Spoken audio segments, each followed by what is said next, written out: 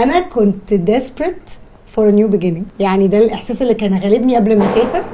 seeking a new beginning. I don't know what it is and I don't know how to find it، بس عايزه ابدا من جديد، عايزه صفحه جديده وابدا من جديد. فده كان المايند سيت اللي انا كنت طالعه بيه.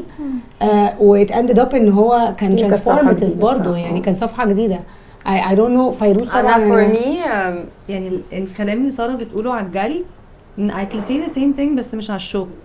ان انا بجري من نفسي، انا عارفه ان في حاجات I have to وعايزه اقعد مع نفسي وافهم انت الشخصيه دي بتعمل الحاجات دي ليه.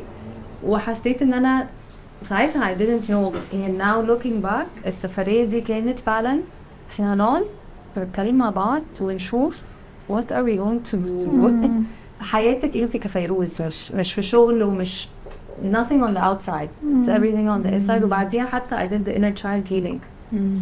لا I was I knew كفايه جري، كفايه جري يعني تقعدي بقى عندك therapy